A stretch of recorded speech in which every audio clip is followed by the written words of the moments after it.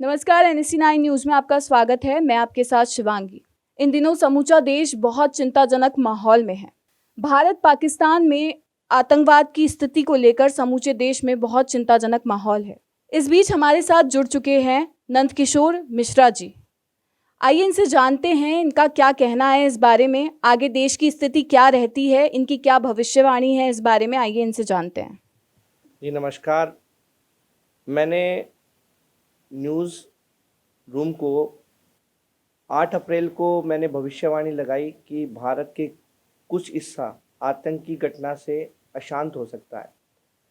उस समय लोगों ने कहा कि ये आप कैसे प्रिडिक्ट कर रहे हो, तो मैंने कहा कि इस समय जो है मेषस्थ संक्रांति है, तो उस समय आपको लगेगा कि ये कोई मजाक नहीं है, पर मैंने उस समय ये डिसाइड किया कि और भविष्यवाणी मैंने फेसबुक पे पोस्ट की और 22 तारीख को पहलगांव हमला हुआ और हमले के बाद में मैंने 26 तारीख को भविष्यवाणी की कि भारत 6 मई से और 9 मई, उसके पहले मैंने 3 मई का भी संकेत दिया था कि 3 मई को भारत कुछ बड़ा करेगा रात्रि को।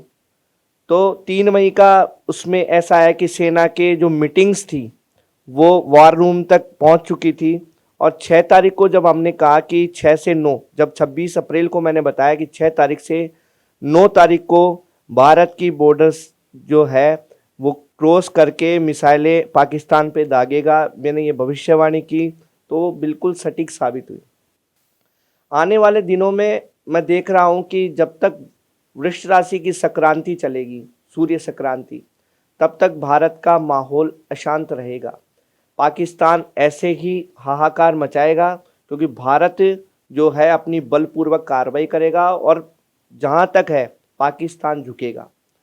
और मैंने वृष राशि की संक्रांति का ये फलादेश भी किया है कि पाकिस्तान का जो मंगल है इस समय डाउनफॉल पे, भूमि ही हीन जैसे योग उनको बन रहे हैं, तो उसमें भूमि का जो है कुछ हिस्सा वो खो सकता है, चाहे वो पीओके को लेकर हो, चाहे वो बलूचिस्तान की कुछ भूमि में उसको गंवाना पड़ सकता है। और आने वाले दिनों में भारत की जो स्थिति है वो मजबूती के साथ रहेगी और पीओके का कुछ हिस्सा भारत की सीमावर्ती होगी, ऐसा योग बन रहे हैं। तो आचार्य जी, जैसा भारत ने भी पाकिस्तान पे हमला किया और पाकिस्तान ने भी भारत पे हमला किया, कल रात में मिसाइलें दागी गई, तो आगे भी क्या स्थिति रहने वाली है इस युद्ध की? आगे भी ऐसा ही मतलब चलने वाला है या फिर ये युद्ध कब, मतलब विराम कब लगेगा इस युद्ध को? जहाँ तक है कि जुलाई तक, 16 जुलाई के बाद तक देख पा रहा हूँ, 16 जुलाई तक भारत की सीमावर्ती क्षेत्र अशांत रहेंगे। चाहे भारत की जितनी बड़ी बॉर्डर है जो पाकिस्तान से सटी हुई है वो जुलाई तक अशांत रहेगी। अगर इसमें किसी अन्य देशों की हस्तक्षेपता नहीं बढ़ती है, क्योंकि सहायता करने वाले की भी राशि इसमें देखी जाती है, अन्य देशों की हस्तक्षेपिता नहीं बढ़ती है, तो ये युद्ध जुलाई तक इसका जो ऐसी स्थिति है इसकी जुलाई तक इसकी शांति हो सकती है। पर 16 जुलाई तक मैं इसकी स्थिति का अवलोकन कर रहा हूँ, तब तक ये शांति बरकरार रहेगी। भारत की ओर से पाकिस्तान को मुंह तोड़ जवाब दिया जाएगा और भारत जो करेगा वो अपनी मंगल की दृष्टि को गोचर रखते हुए ये सब कार्य करेगा और भारत विजयी होगा। क्योंकि जब पहले आपने देखा होगा, पहले हमले होते थे, उसका हमने एनालिसिस किया कि भारत की कार्रवाई कैसी रही।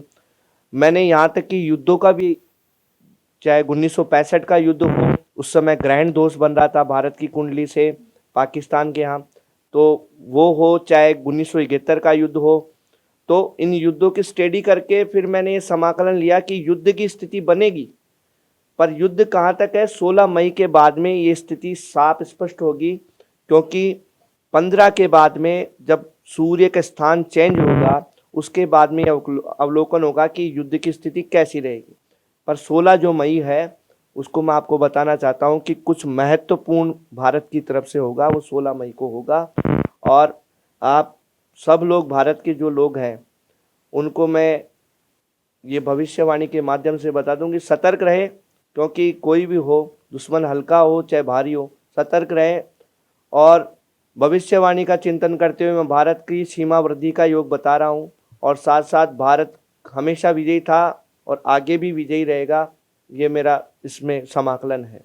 जी, आपका बहुत बहुत धन्यवाद हमारे साथ जुड़ने के लिए।